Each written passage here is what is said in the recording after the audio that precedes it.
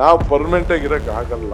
Already 5.5 ವರ್ಷ ಆಗಿದೆ. ಬೇರೆಯವ್ರಿಗೆ ಅವಕಾಶ ಮಾಡಿಕೊಡ್ಬೇಕು. ಉಪಮುಖ್ಯಮಂತ್ರಿ ಆ ದಿನನೇ ಬಿಡ್ಬೇಕು ಅಂತ ಹೇಳಿದೆ. ಖರ್ಗೆ ಸಾಹೇಬರು, ರಾಹುಲ್ ಗಾಂಧಿ ಅವರು ಇರು, DK ಸ್ವಲ್ಪ ದಿನ ಇರು ಅಂತೇಳಿ ನನ್ನನ್ನ ಇರಿಸ್ಕೊಂಡ್ರು. ನವೆಂಬರ್ ಕ್ರಾಂತಿಯ ಸದ್ದು ಜೋರಾದ ಟೈಮ್ನಲ್ಲೇ ಉಪಮುಖ್ಯಮಂತ್ರಿ DK ಶಿವಕುಮಾರ್ ಅವರು ಕೊಟ್ಟಿರೋ ಹೇಳಿಕೆ ಒಂದು ಹೊಸ ಸಂಚಲನಕ್ಕೆ ಕಾರಣ ಆಗ್ತಾ ಇದೆ. ಯಾಕಂದ್ರೆ ಪಕ್ಷದ ಕಾರ್ಯಕ್ರಮವೊಂದರಲ್ಲಿ ಮಾತನಾಡಿರೋ DK ಶಿವಕುಮಾರ್ ಅವರು ಕೆಪಿಸಿಸಿ ಹುದ್ದೆಗೆ ರಾಜೀನಾಮೆ ಕೊಡೋ ಸುಳಿವನ್ನ ಕೊಟ್ಟಿದ್ದಾರೆ. ಇದೊಂದು ರೀತಿ ಕಾರ್ಯಕರ್ತರಲ್ಲಿ ಆತಂಕಕ್ಕೂ ಕಾರಣ ಆಗಿದೆ. ನಾನು ಆ ಹುದ್ದೆಯನ್ನ ಶಾಶ್ವತವಾಗಿ ಹೊಂದೋದಕ್ಕೆ ಸಾಧ್ಯ ಇಲ್ಲ. ಈಗಾಗಲೇ 5.5 ವರ್ಷಗಳು ಕಳೆದಿವೆ. ಮಾರ್ಚ್ನಲ್ಲಿ 6 ವರ್ಷ ತುಂಬುತ್ತೆ ಅಂತ ಹೇಳಿದ್ರು. ನಾನು ಎಲ್ಲಿರ್ತೀನಿ ಅನ್ನೋದು ಮುಖ್ಯ ಅಲ್ಲ. 2028ಕ್ಕೆ ಮತ್ತೆ ಕಾಂಗ್ರೆಸ್ ಅನ್ನ ಅಧಿಕಾರಕ್ಕೆ ತರಬೇಕು ಅನ್ನೋದೇ ನಮ್ಮ ಉದ್ದೇಶ. ಪವರ್ ವಿಚಾರ ಮುಖ್ಯ ಅಲ್ಲ, ಶ್ರಮಕ್ಕೆ ಫಲ ಸಿಗತ್ತೆ. ಎಲ್ಲಿ ಮನಸ್ಸಿದೆಯೋ ಅಲ್ಲಿ ಮಾರ್ಗ ಇದೆ, ಎಲ್ಲಿ ಭಕ್ತಿ ಇದೆಯೋ ಅಲ್ಲಿ ಫಲ ಇದೆ ಅಂತ ಹೇಳ್ಕೊಂಡಿದ್ದಾರೆ. ಸೊ ರಾಜೀನಾಮೆಯ ಸುಳಿವು ಕೊಟ್ಟು ನಾನಿಲ್ಲಿ ಪರ್ಮನೆಂಟ್ ಆಗಿರೋದಕ್ಕಾಗೋದಿಲ್ಲ.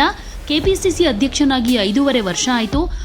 ಸ್ವಲ್ಪ ದಿನಕ್ಕೆ 6 ವರ್ಷ ಆಗತ್ತೆ. DCM ಆದ ತಕ್ಷಣವೇ ಬಿಡಬೇಕು ಅಂತಿದ್ದೆ ಅಂತ ತ್ಯಾಗದ ಮಾತನಾಡಿದ್ದಾರೆ DK ಶಿವಕುಮಾರ್ ಅವರು. ಹಾಗೆ ಕೆಲವರು ಪಕ್ಷದ ಕಚೇರಿಯನ್ನೇ ಮರೆತುಬಿಟ್ಟಿದ್ದಾರೆ. ಪಕ್ಷ ಕಚೇರಿ ಅಂದ್ರೆ ದೇವಸ್ಥಾನ ಇದ್ದ ಹಾಗೆ.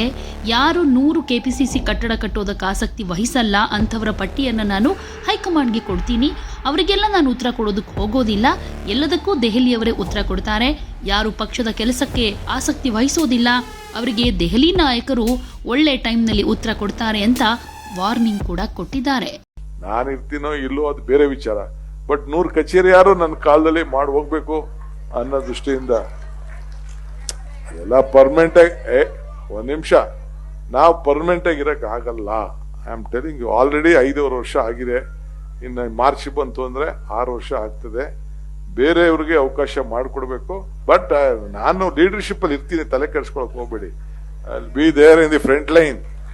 ತಲೆ ಕೆಡ್ಸ್ಕೊಳಕ್ ಹೋಗ್ಬೇಡಿ. ನಾನು ಅವತ್ತೇ ನಾನು ಉಪಮುಖ್ಯಮಂತ್ರಿ ಆ ದಿನನೇ ಬಿಡ್ಬೇಕು ಅಂತ ಹೇಳಿದೆ.